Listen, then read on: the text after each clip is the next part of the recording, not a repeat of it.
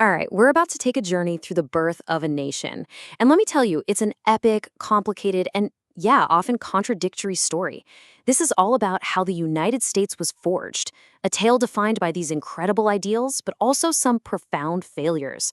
So let's get right into it. You know this line, right? All men are created equal. It's maybe the most famous ideal in all of American history. I mean, it's this revolutionary promise of liberty, of equality.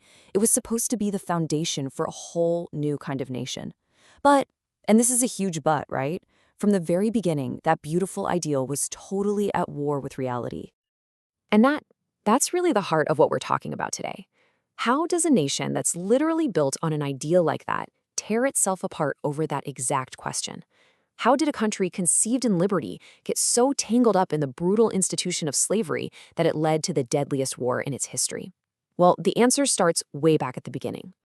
Okay, so our story actually starts not with one nation, but with a bunch of competing empires. When Europeans first arrived in North America, it just kicked off this frantic, centuries-long race to claim a continent. And we have to remember, this continent was already home to hundreds of native nations. And wow, this really gives you a sense of that chaotic scramble, doesn't it? You've got Spain, England, the Dutch, France, all of them just carving out their own claims. And this wasn't just, friendly exploration. No way.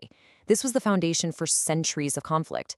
Each of these empires, from New Amsterdam all the way down to New Orleans, they were setting up their own rival economic and political systems that were just destined to clash.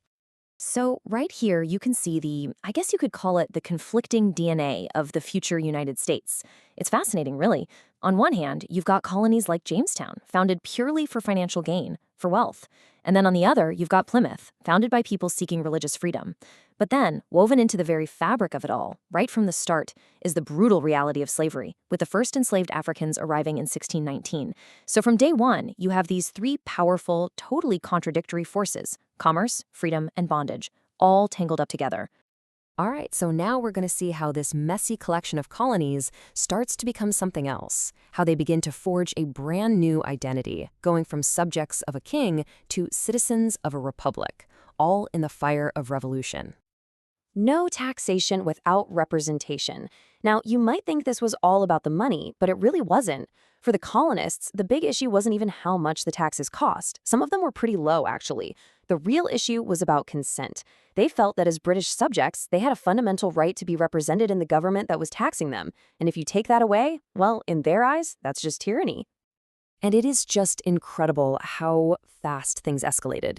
Seriously, in just one decade, you go from organized political protests against something like the Stamp Act to outright violence in the streets. You have the Boston Massacre, then the Boston Tea Party. Each event just made both sides dig their heels in deeper until you get to that fateful morning at Lexington and Concord, and a political argument becomes a real shooting war. So then we get to July 4th, 1776. The Continental Congress takes this absolutely monumental step, and the Declaration of Independence just completely transforms the conflict. This isn't just a rebellion anymore. It's not about reclaiming their rights as Englishmen. No, this is now a full-blown revolution to create a brand new nation, and it's founded on this incredibly radical idea that power comes from the people, not from a king. But, winning a war is one thing. Actually building a country, that's a whole other ballgame. This next chapter is all about the struggle to turn those revolutionary ideals into a real functioning government. And they had to do it while the nation was expanding westward at a totally explosive pace. So, their first try at a government, the Articles of Confederation, well, it was kind of a disaster. It was just too weak. The central government couldn't really tax anyone or enforce laws, and that led to total chaos, even rebellions. So it became pretty clear pretty fast that they needed a do-over.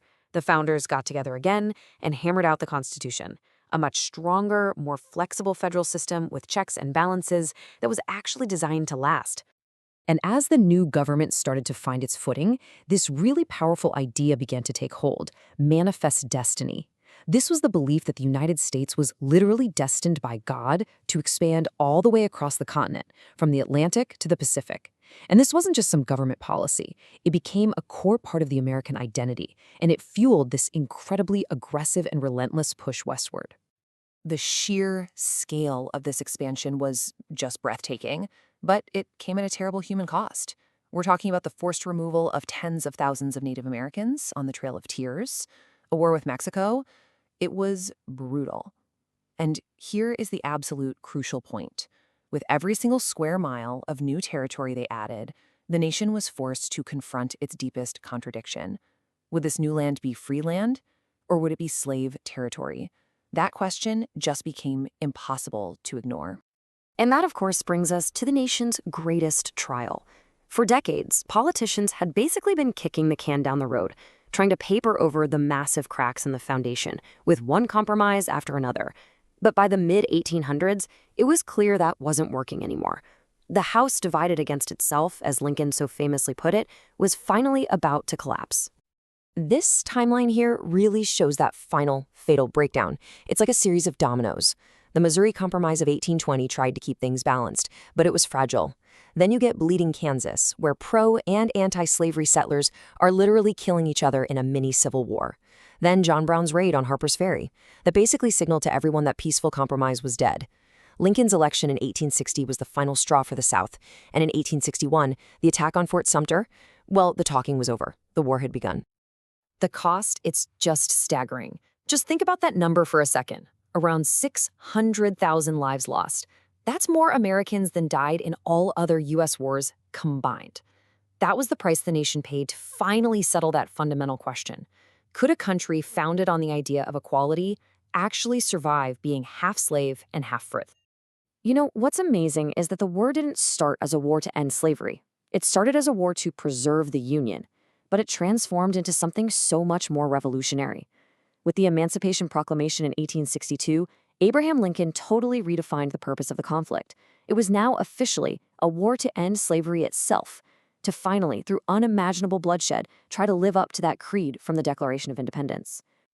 So, after all that devastation, in the wake of the war, came one of the most hopeful, ambitious, and, well, ultimately tragic periods in American history, the era of Reconstruction.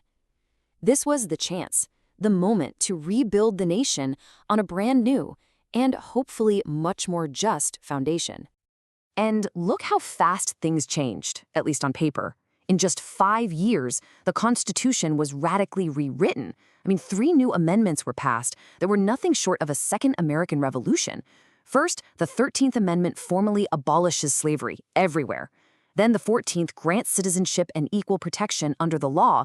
And finally, the 15th guarantees the right to vote regardless of race. On paper, this was a total rebirth of the nation. But the promise wasn't kept. The political will in the North just faded. To settle a messy presidential election in 1877, a deal was struck.